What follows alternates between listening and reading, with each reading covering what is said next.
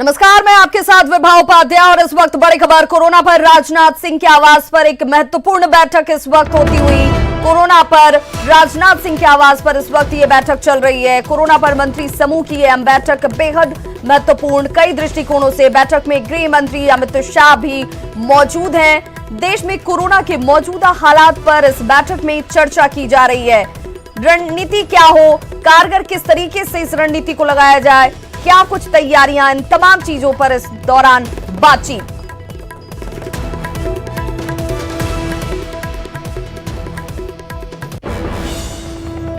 और आइए अब जान लेते हैं कोरोना पर अब तक क्या कुछ है अपडेट। तो भारत में अब तक पॉजिटिव मामलों की संख्या 2301 हो गई है। वहीं 157 लोग इससे ठीक हुए हैं। मौत का आंकड़ा 56 पहुंच गया है। वहीं बिहार की अगर बात की जाए तो पॉजिटिव मामलों की संख्या 29, जबकि 3 लोग पूरी तरह से स्वस्थ हुए और एक शख्स की मौत हुई है। वहीं दूसरी तरफ झारखंड की बात की जाए तो पॉजिटिव मामलों की संख्या अब 2 हो चुकी है।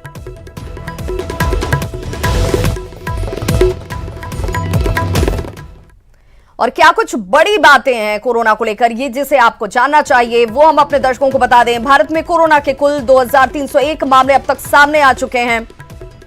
देश में अब तक 56 मरीजों की कोरोना संक्रमण की वजह से मौत हो चुकी है। 157 लोग हालांकि संक्रमण में आने के बावजूद पूरी तरह से स्वस्थ। प्रधानमंत्री नरेंद्र मोदी ने रविवार को देश के लिए 9 मिनट मांगे हैं। उन 14 दिन में तीसरी बार प्रधानमंत्री नरेंद्र मोदी देश को संबोधित करते हुए नजर आए। रविवार को 9 मिनट तक दिया मोमबत्ती जलाने की अपील की गई है। प्रकाश की ताकत से कोरोना संकट का अंधेरा जो है वो भागेगा। सोशल डिस्टेंसिंग ही एकमात्र रास्ता, यही वो रामबाण जिससे कोरोना को भगाया जा सकता है, मात दिया जा सकता है। वर्ल्ड बैंक ने भारत को $1 अरब दिए हैं। वहीं बिहार में अब तक 29 और झारखंड में 2 मरीज जो कोरोना पॉजिटिव पाए गए हैं। वहीं कोरोना वायरस को लेकर लड़ाई में प्रधानमंत्री नरेंद्र मोदी देश के टॉप खिलाड़ियों से रूबरू हुए। पीएम ने देश के जाने माने 40 खिलाड़ियों से वीडियो कॉन्फ्रेंसिंग के जरिए बातचीत की। पीएम वीडियो कॉन्फ्रेंसिंग के जरिए जुड़ने वाले खिलाड़ियों में शतरंज में 5 बार के विश्व चैंपियन विश्वनाथन आनंद, 6 बार के विश्व champion boxer MC Mary Kom, badminton की विश्व चैंपियन पीवी सिंधु, साइना नेहवाल, पहलवान बजरंग, योगेश्वर दत्त, कई टेबल टेनिस खिलाड़ी और सचिन तेंदुलकर, युवराज सिंह जैसे क्रिकेट के महान खिलाड़ी भी इस वीडियो कॉन्फ्रेंसिंग के जरिए प्रधानमंत्री के साथ जुड़े। प्रधानमंत्री नरेंद्र मोदी ने देश में कोविड-19 स्थिति पर वीडियो कॉन्फ्रेंसिंग के माध्यम से इन खिलाड़ियों के साथ बातचीत की। तो कोरोना के खिलाफ महायुद्ध में प्रधानमंत्री नरेंद्र मोदी ने लोगों से रविवार की रात 9:09 यहां ये 9 बजे और 9 मिनट तक के लिए देश को देने की अपील करते हुए नजर आए। प्रधानमंत्री ने 5 अप्रैल की रात 9 बजे 9 मिनट के लिए देश की सभी घरों में लाइट बंद कर सिर्फ और सिर्फ दिया जलाएं, मोमबत्ती जलाएं, टॉर्च या मोबाइल के फ्लैश लाइट को जलाकर प्रकाश से कोरोना संकट के अंधेरे को दूर करने की अपील की। साथ ही प्रधानमंत्री ने इस दौरान लोगों से एकजुट नहीं होने की बात को एक बार फिर से दोहराया। 5 अप्रैल रविवार को रात 9 बजे मैं आप सबके 9 मिनट चाहता हूं। ध्यान से सुनिएगा। 5 अप्रैल को रविवार को रात 9 बजे घर की सभी लाइटें बंद करके घर के दरवाजे पर या बालकनी में खड़े रहकर 9 मिनट के लिए मोमबत्ती, दिया, टॉर्च या मोबाइल की फ्लैशलाइट जलाएं। मैं फिर कहूंगा, मोमबत्ती, दिया, टॉर्च या मोबाइल की फ्लैशलाइट 5 अप्रैल को रात को 9 बजे 9 मिनट तक जरूर जलाएं और उस समय यदि घर की सभी लाइटें बंद करेंगे, चारों तरफ जब हर व्यक्ति एक एक दिया जलाएगा, तब प्रकाश की उस महाशक्ति का एहसास होगा जिसमें एक ही मकसद से हम सब लड़ रहे हैं, ये उजागर होगा। उस प्रकाश में, उस रोशनी में, उस उजाले में हम अपने मन में ये संकल्प करें कि हम अकेले नहीं हैं, हम अकेले नहीं हैं, कोई भी अकेला नहीं है।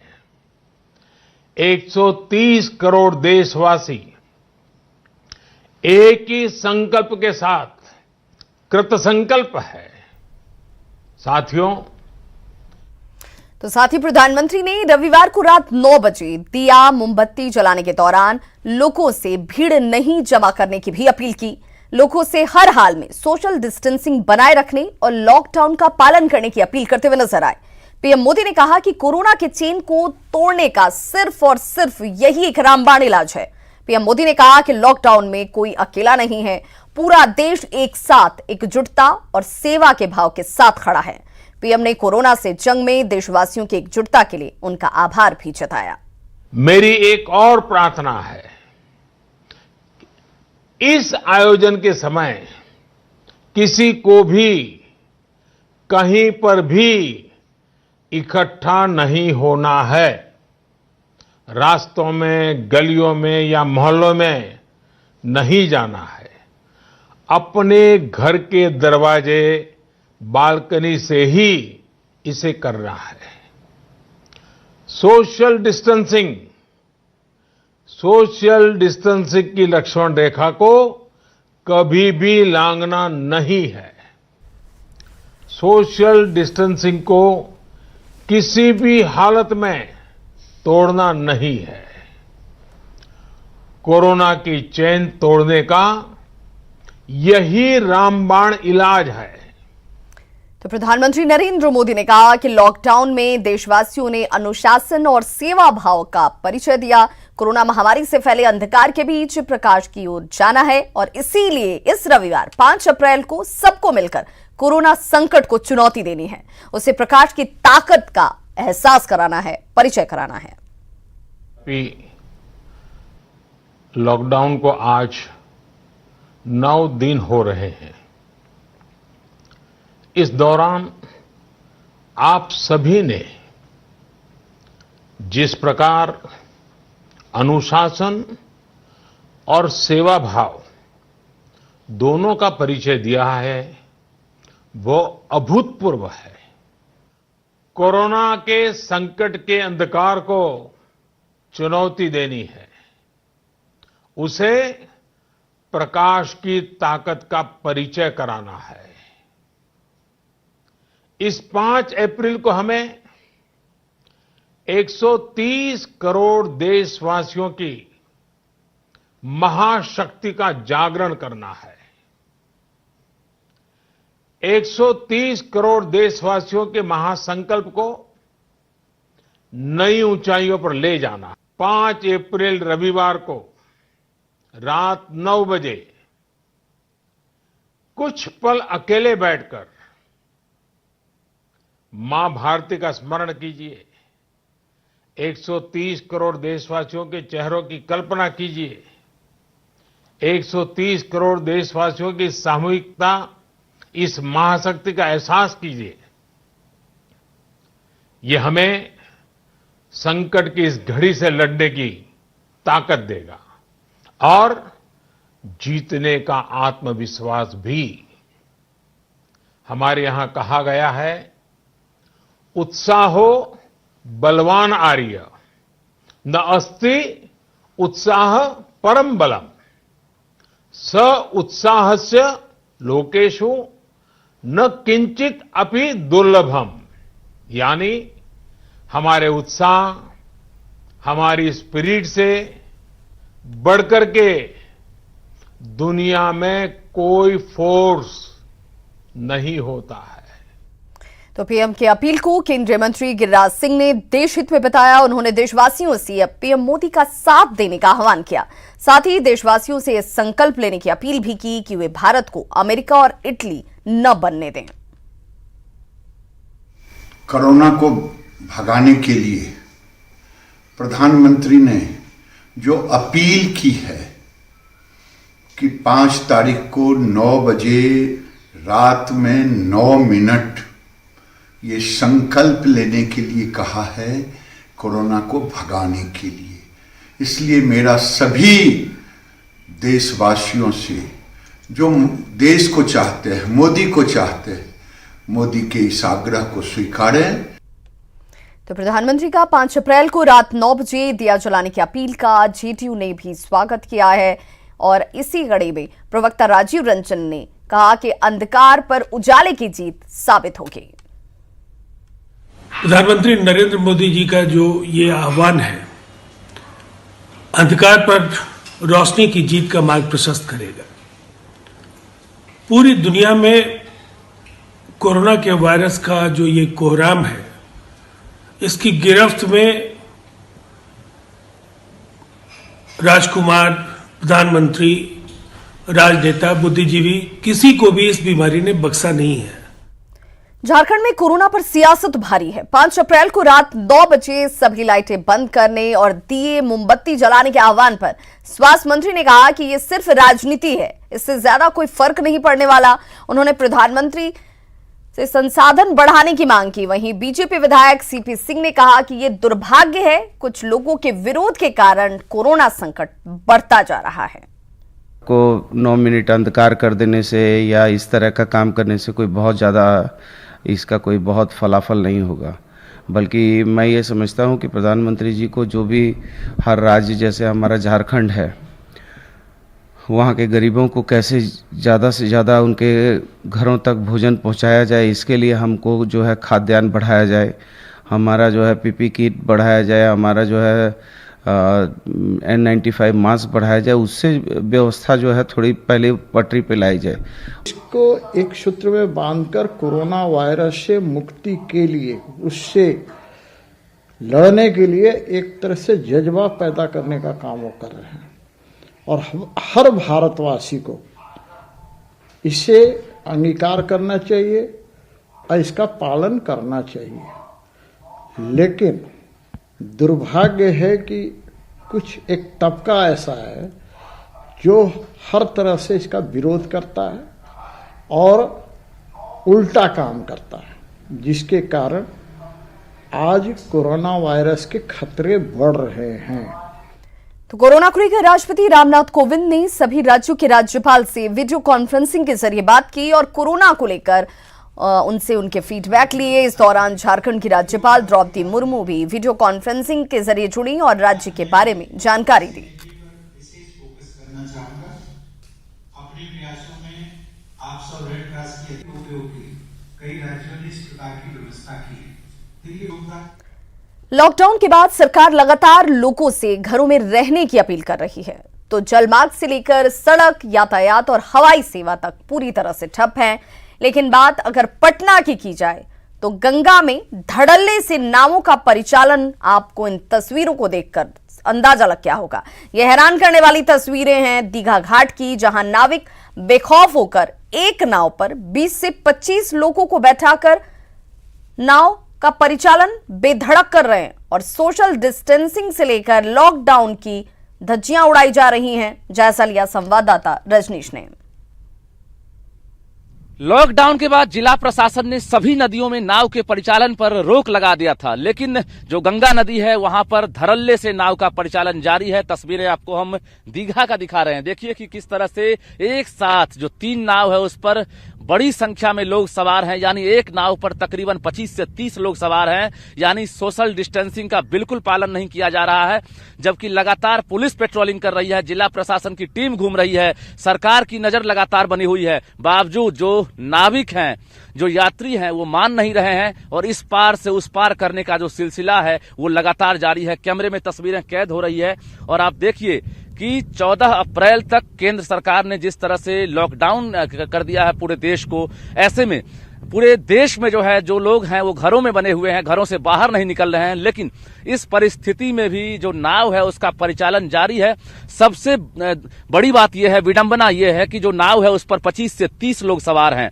यानी अभी आपको हम तस्वीर दिखा रहे हैं, एक साथ 3 नाव नदी में जो है कहीं ना कहीं उस पार से उस पार कर रही है। और जो आपके सामने आ रही है नाव, देखिए अभी जो दियारा के लोग हैं उनको इस पार लाया जा रहा है। तो निश्चित रूप से ये विडंबना है।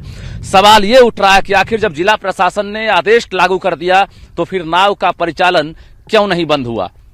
कैमरामैन दीपक के साथ रजनीश कुमार, न्यूज़ 18 पटना। सिवान में सोशल डिस्टेंसिंग और लॉकडाउन को लेकर प्रशासन बेहद सख्त है। बिना जरूरत के सड़क पर निकलने वाले लोगों के वाहन के चालान काटे जा रहे हैं, तो वहीं भीड़ भाड़ लगा रहे लोगों पर डंडे भी चटकाई जा रही है। पुलिस ने सड़क पर घूम रहे लोगों से सख्ती करते हुए घरों में रहने को कहा और लोगों को सोशल डिस्टेंसिंग का पालन करने के निर्देश भी दिए। शहर का जायजा लिया हमारे सहयोगी मृत्युंजय ने। पूरे देश में कोरोना वायरस को लेकर लॉकडाउन किया गया है। सिवान में इसका व्यापक असर देखने को मिल रहा है। इस वक्त हम जेपी चौक में मौजूद है, जहां पे लाखों लोगों का रोजाना आवागमन होता था। हजारों गाड़ियां इसी रास्ते से आवागमन होता था। आज वीरान पड़ा हुआ है, सन्नाटा पसरा हुआ है, सारी दुकानें बंद है और रोड पे सिर्फ दिख रहे हैं तो कुछ सुरक्षाकर्मी, कुछ पुलिसकर्मी और पुलिस का वाहन। सिवान की बहुत अच्छी स्थिति है। अभी फिलहाल यहाँ जो जेपी चौक पे हम लोग ड्यूटी कर रहे हैं, पूर्णतः सरकार की नियमावली को पालन किया जा रहा है। नहीं जा रहा है यहाँ से? नहीं आता जाता नहीं है यहाँ लोग। यहाँ पूर्णतः मेडिकल सिस्टम को छोड़कर बाकी सभी पूर्णतः लॉकडाउन का पालन किया जा रहा है। तो जी हाँ, मैंने कहा कि पूरी तरह से सिवान में लॉकडाउन का असर दिख रहा है। पुलिसकर्मी का भी कहना है कि सिर्फ मेडिकल और जरूरी सेवाएं ही इस रास्ते से आ जा रहा है, उसमें ढिलाई है, उसमें कहीं कोई परेशानी नहीं है। यानी पूरी तरह से सिवान के लोग लॉकडाउन का पालन कर रहे हैं। मृत्युंजय कुमार सिंह, न्यूज़ 18 सिवान। पूरा देश कोरोना वायरस से फैली महामारी से लड़ाई लड़ रहा है। इन हालात में साफ सफाई के अलावा मास्क की जरूरत भी काफी बढ़ी है। ऐसे में लोगों को सस्ते और सुविधाजनक मास्क उपलब्ध कराने का जिम्मा समस्तीपुर के वैनी खादी ग्रामोद्योग ने उठाया है। वैनी खादी ग्रामोद्योग में बनाए जा रहे मास्क के कार्य का जायजा लिया संवाददाता मुकेश कुमार ने। कोरोना महामारी को लेकर के पूरे देश भर में लॉकडाउन किया गया है और ऐसे स्थिति में मास्क की काफी जरूरत पड़ती है। समस्तीपुर का खादी ग्राम उद्योग है जिसके द्वारा मास्क बनाने का काम शुरू किया गया है। देश की स्थिति को देखते हुए राष्ट्र हित में खादी संस्था के द्वारा यह निर्णय हुआ है, आपस में निर्णय किए हैं हम लोग कि खादी कपड़ा का मास्क बना करके मार्केट में जिन लोगों को जरूरत है उनको उपलब्ध करा दें। चूंकि यह शुद्ध सूती है, खादी है, हैंडमेड है, इससे वायरस का फैलाव कम होगा और सस्ता भी होगा। चूंकि गांधी का सोच था कि गांव में लोग कैसे सुरक्षित रहें, कैसे रोजगार मिले, इस चीज को सोच करके और अभी जो मास्क का अभाव है उसको देखते हुए हमने ये निर्णय लिया है। तो गांधी के सोच, उनके दर्शन को यहाँ पर जमीन पर उतारने के ख्याल से जो कोरोना जैसे महामारी से लोग लड़ रहे हैं, इस महामारी में भी गांधी का सोच और उनके विचार को स्थापित करने के उद्देश्य से यह मास्क बनाने का कार्य शुरू किया गया है। Mukesh Kumar, news 18 network, Samastipur.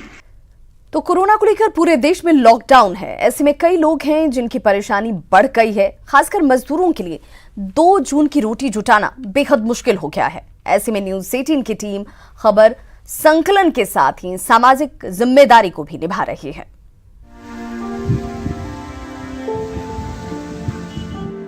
बांस और फूस की बनी झोपड़ी, अंदर में बिखरे पड़े कपड़े, पास के बर्तन में बड़ी सूखी पूड़ियां जो किसी ने डाल दिए हैं। ये आशियाना है 90 साल के बुजुर्ग कुंदन शाह और उनकी पत्नी का। बाढ़ में पलायन का दंश झेल रहे कुंदन मजबूर हैं। 2 जून की रोटी का प्रबंध कैसे करें? ऊपर से कोरोना की वजह से पूरे देश में लॉकडाउन। गोपालगंज में 3 पॉजिटिव मरीजों के मिलने के बाद लोगों के इधर से उधर जाने पर भी प्रतिबंध है। लेकिन विपदा के समय में बुजुर्ग दंपति को सहारा मिला न्यूज 18 का। हमारे गोपालगंज संवाददाता ने खबर संकलन के दौरान उनकी मदद की। क्या बनाए थे? चूल बाबे बाबू देखिए ना, रो रो तो देखबे चूल बाबे सब चीज रखल बनी, बेलन चौकी तावा सब ले। चावल आटा? चावल आटा रोड़ा देनी, हुआ का देनी, यहाँ का देनी।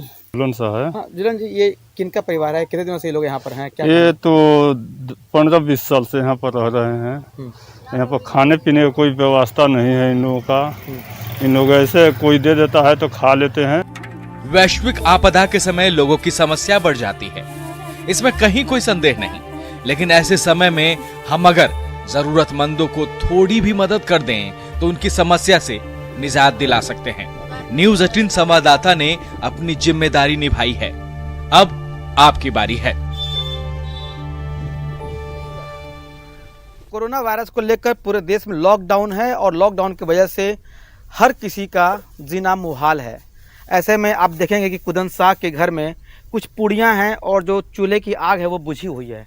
स्थानीय लोगों की मदद से इन्हें खाने के लिए कुछ मिल जाता है, वरना इन्हें ऐसे ही भूखे पेट सोना पड़ता है। न्यूज़ 18 की अपील है, आप मदद के लिए सामने आएँ ताकि चूल्हे की आग से इनकी पेट की आग बुझाई जा सके। मुकेश कुमार, न्यूज़ 18, गोपालगंज। तो कोरोना में काम धंधे ठप पड़ जाने की वजह से दिहाड़ी मजदूरों की हालत बहुत खराब है। ऐसे में शहर के कई एनजीओ और सामाजिक संस्थाएं गरीबों की मदद में जुटी हुई हैं। सेवा भाव में जुटे कुछ ऐसे कर्मवीर हैं जो सोशल डिस्टेंसिंग के नियमों का पालन कर लोगों के बीच राहत सामग्री मुहैया करा रहे हैं। कुछ ऐसे ही कर्मवीरों के कामों का जायजा लिया हमारे संवाददाता रवि एस नारायण ने। कोरोना की इस त्रासदी के बीच कई ऐसे लोग हैं जो समाज के लिए निकल करके बाहर आए हैं। अभी हम पटना के अलावलपुर गांव में हैं और यहाँ पे देखिए, पहले जो शहरों में हमने मदद करते हुए लोगों को तो देखा था, लेकिन ये तस्वीर जो है वो गांव की है। ये आप देख रहे हैं कि यहाँ के बागीचा है गांव का और यहाँ पे बड़े संख्या में जो महिलाएं हैं, जो लोग हैं, वो यहाँ पे पहुँचे हैं और इन्हें मदद की जा रही है।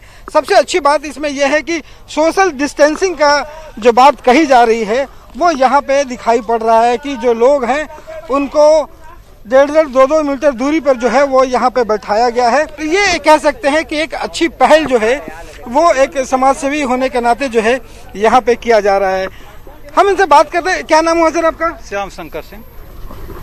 शहरों में तो हमने देखा कि बहुत लोग मदद कर रहे हैं, ये गाँव में कैसे मदद को सोची और क्या मदद? हम लोग समाज से जुड़े हुए आदमी हैं और हमारी इच्छा हुई कि हम गरीबों में इसका वितरण करें। क्या दे रहे हैं और कितना दे रहे हैं? 10 केजी चावल है, 1 केजी दाल, 2 केजी आलू, 1 साबुन और 1 केजी नमक। सबसे अच्छी बात है कि सोशल डिस्टेंसिंग की जो बात की जा रही है वो भी यहाँ पे मेंटेन कर रहे हैं। जी हाँ, बिल्कुल बिल्कुल, सरकार का जो भी मार्गदर्शन है उसका पूरा ख्याल रखा जा रहा है और हम इतना हर चीज का बीमारी से दूरी बनाते हुए और समाज में जितना हो सकता है, जितना विकलांग, भूखे, गरीब, विधवा जो लोग हैं, सबके सेवा करने के लिए हम लोग तत्पर हैं। और कोरोना के ऐसे त्रासदी में हर कोई की जरूरत है कि एक साथ जो है एक दूसरे से कंधा मिलाकर खड़े हों। कैमरा पर्सन मनीष जुनेजा के साथ रवि एस नारायण, न्यूज़ 18 पटना। भागलपुर के गुरहट्टा चौक के पास एक कबाड़ी के गोदाम में अचानक आग लग गई। इससे लाखों रुपए की संपत्ति जलकर खाक हो गई। परिसर में खड़ी कार भी आग की भेंट चढ़ गई। बाद में फायर ब्रिगेड की टीम ने मौके पर पहुंचकर कड़ी मशक्कत के बाद आग पर काबू पाया। धू-धू कर जलती ये तस्वीरें और इनमें जलते कार साफ नजर आते हुए आग लगने के कारणों का हालांकि अब तक पता नहीं चल पाया है, लेकिन कबाड़ी गोदाम के मालिक ने इसके पीछे साजिश का आरोप लगाया है।